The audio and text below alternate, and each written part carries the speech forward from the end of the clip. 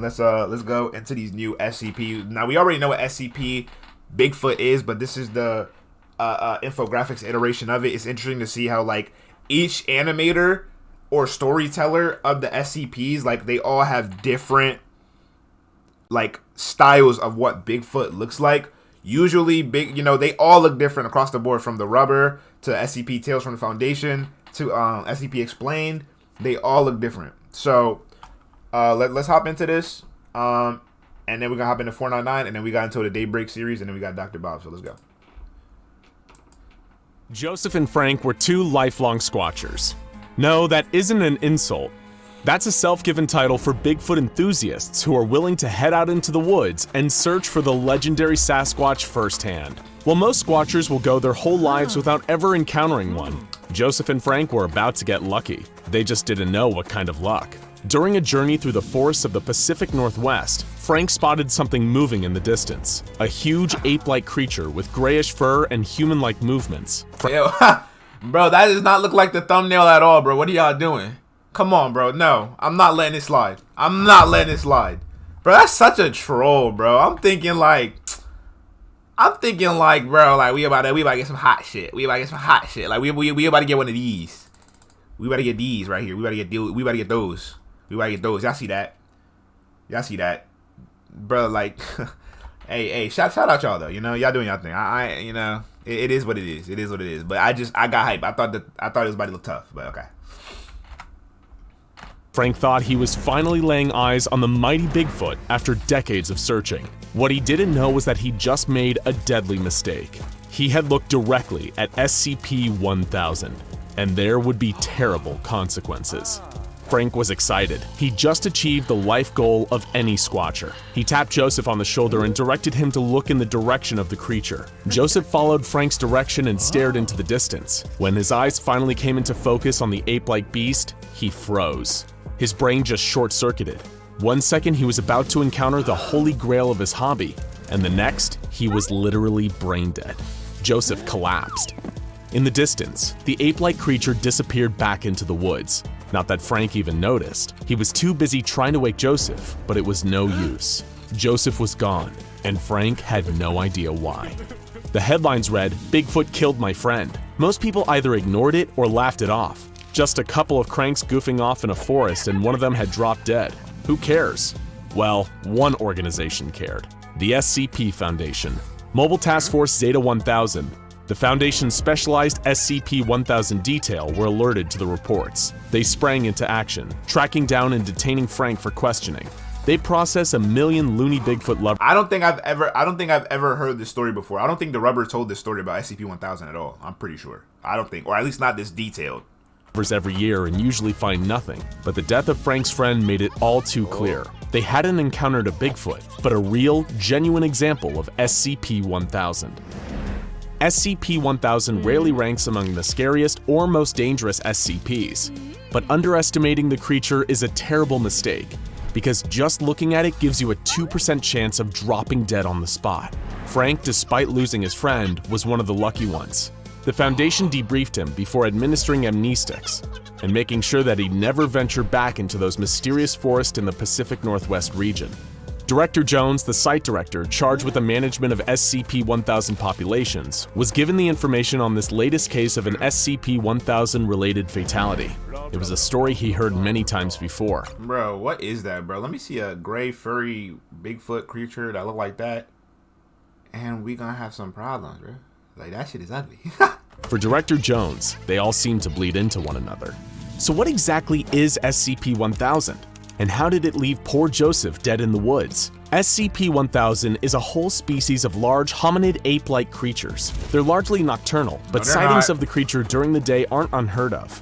They're omnivorous, mostly seeming to consume plants and insects, and their fur is usually gray. Yeah, Sherm, I know. SCP-1000 really isn't actually like this, but it's like, this is a new cover-up story, essentially. Like, I don't think I remember ever hearing this cover-up story. Brown, black, red, or occasionally white. The creatures have large... Hey, hold on real quick. Congratulations, Blast, for bagging whoever you pulled. I don't know if you being serious. Congratulations, bro. You know, relationships are tough, bro. It's not easy, but you know, always use it for experience. You know what I mean? That's what it is. You're young. Enjoy your life, bro. But young love can exist. You know, you just got to make it work. large eyes capable of impressive vision nestled underneath a pronounced Neanderthal-like brow. Another defining feature is the ridge of bone on the forehead, much like that of a gorilla, that is present in both sexes. According to Foundation studies, the creatures exhibit a level of intelligence on par with that of the common chimpanzee, but nowhere near that of us humans. What they lack in intelligence, though, they make up for in size. The adults can be as large as 10 feet tall and weigh up to 600 pounds. Damn, despite their big great ass. size and impressive strength, the creatures are neither aggressive nor territorial. In fact, Yo, they're literally moving like they're magnets or like robots, bro. That movement is not fluid at all.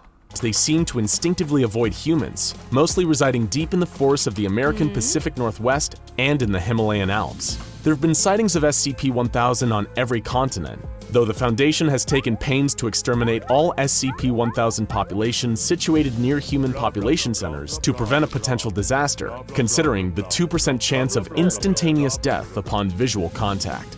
That brings us to our second question. What is it that makes these seemingly harmless creatures so dangerous? Sadly, for both these unfortunate creatures and us humans, the danger is beyond the control of SCP-1000. According to Foundation research, SCP-1000 likely evolved alongside us Homo sapiens until a tragedy occurred between 10 and 15,000 years ago. A mysterious extinction event eliminated the vast majority of their species, leaving only 1 to 5% alive in the aftermath. What happened? It's believed that around this time, SCP-1000 contracted what the Foundation refers to as an anomalous pseudo-disease. Meet SCP-1000-F1. A disease that is passed along at the genetic level and is so durable that it persists in the species to this day. The tiny fraction of the population that are immune to its effects manage to survive, but the majority who aren't immune die shortly after birth. This is why the overall population remains relatively low to this day. It's a disease that only appears to affect hominids, including humans, chimpanzees, bonobos, and non-immune instances of SCP-1000. Any hominid that lays eyes on a carrier of the disease has a 2% chance of experiencing immediate brain death. While a 2% chance of instant death may not seem all that threatening, it was at least COVID when compared to some other nightmare-inducing SCPs, the truly scary part is that the percentage is cumulative. In other words, the longer one observes a carrier of SCP-1000-F1, the higher that percentage rises, the greater your chance of experiencing an abrupt death.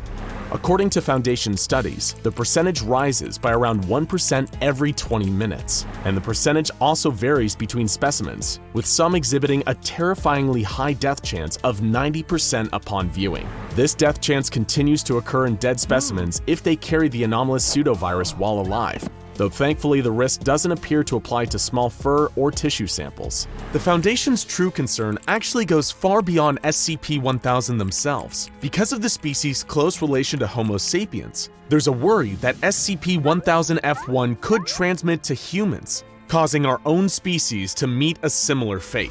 If humans did indeed become carriers of SCP-1000-F1, it's extremely likely that humanity would undergo an unprecedented extinction event, with billions across the globe dropping dead as brain death sets in en masse.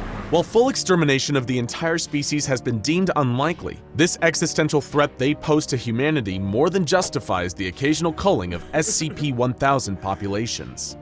That was a lot to take in, right? First, the creature we thought was Bigfoot was actually a new species of SCP out in the wild. And second, these creatures could end human life as we know it if they made it into a population center.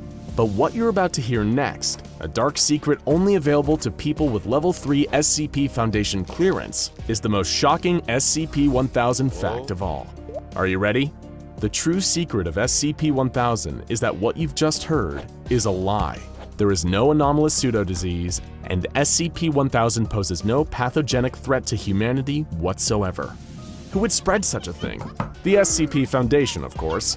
Strictly speaking, the Foundation has disseminated 2 direct lies about the nature of SCP-1000. The first is that of the disease, which does not exist, nor has it ever existed. The second lie is about the creature's intelligence level. They're far smarter than the average chimp. In fact, they're every bit as intelligent as human beings. These were all lies formulated by Director Bro, them glasses, bro. He just put on them glasses, bro. This man said, hold on.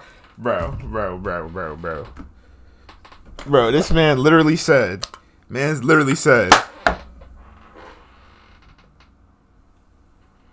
Like, fuck out of here, dog. Fuck out of here, yo. What's up with you, yo? Jesus Christ. Jones and the Foundation, as was the very existence of the Bigfoot myth. The Foundation has been spreading information that makes the very concept of the Sasquatch out to be a joke for decades, all to discredit and further push the very concept of SCP-1000 into the shadows. But why? The Foundation is no stranger to coming up with cover stories, but why would they put intentional lies into their own files to anyone below a level 3 clearance? Well, that all comes down to the horrifying truth behind the origins of today's SCP-1000 population. The creatures were first brought to the attention of the Foundation by outcast members of the Serpent's Hand, an organization dedicated to defying the Foundation's activities. These members, known as the Children of the Sun, told them the secret history of SCP-1000. Well, at first, Foundation personnel like Director Jones didn't want to believe what they were hearing. They soon came to terms with the horrifying truth. Humans and SCP-1000 did evolve alongside each other, with humans occupying the day and SCP-1000 the night. However, while humans were still basic hunter-gatherers, SCP-1000 were undergoing vast intellectual and societal development. They were able to create tools, weapons, agriculture, stable settlements, domesticated animals, and eventually even fully developed cities. It was like nothing the world had ever seen, and wouldn't see for thousands of years to come. Their numbers swelled into the tens of billions as they created culture and technology hitherto unimagined. Bro, that shit crazy. Including weapons of Nigga, why you gave them a suit and tie, and why the one on the left got a dad gut, bro? Relax, bro. devastating power. Meanwhile, humanity was pushed to the brink of destruction by their competitors' rapid and seemingly unstoppable growth. It looked as though the human species had lost the evolutionary arms race and would have to bow out. But according to the Children of the Sun, a trickster forest god smiled upon humanity and gave them the power to use SCP-1000's weapons and technology against them. 70% of SCP-1000's population were wiped out in a single horrific day, known to the Children of the Sun as the Day of the Flowers, as every flower supposedly bloomed that day during the massacre. Wow. Humanity destroyed the entire civilization, and with the same technology they stole from these unfortunate creatures, the vengeful humans drove the apes mad. Their higher consciousnesses were blocked out, reducing them back into the states of mere animals. Once the massacre was done and everything that was built had been destroyed, we, the human race, used the SCP-1000 weapons to wipe any memory of the atrocity from our own minds. The advanced civilization of SCP-1000 had been wiped from history. Humans returned to their plodding path of evolution, none the wiser. For thousands of years, all the way up until today, this time remained a mystery to us. So again, why did the Foundation lie to us? What did they have to gain by convincing us all that it was dangerous to even look at these creatures? Well, as the frequency of sightings and the attempts of communication increased, people like Director Jones became aware of a frightening possibility. What if the pendulum was swinging back? What if the apes were regaining their lost intelligence and, worse, still harbored feelings of revenge for what we did to their species thousands of years ago? Even the mere possibility that they could do to us what we once did to them is a chance that the Foundation simply cannot take, and thus, limiting contact between humans and SCP-1000 at all costs is an absolute must. However, in spite of the Foundation's fears, one intercepted message from the apes suggests that their paranoia may be misplaced. This message, translated from an attempt at communicating with Foundation personnel, reads simply as follows: "We forgive you. Given choice for now, not forever, let us back in." It's enough to make you wonder what species the Foundation should really be keeping tabs on here. After all, when it comes to meting out violence and death, humanity has a track record to rival the worst creatures in the Foundation containment cells, and few examples illustrate that better than the tragic case of SCP-1000. Hey, bro, we already knew what it was. It was just good to see it from another perspective. That was fire. Shout out SCP. Shout out SCP Explained.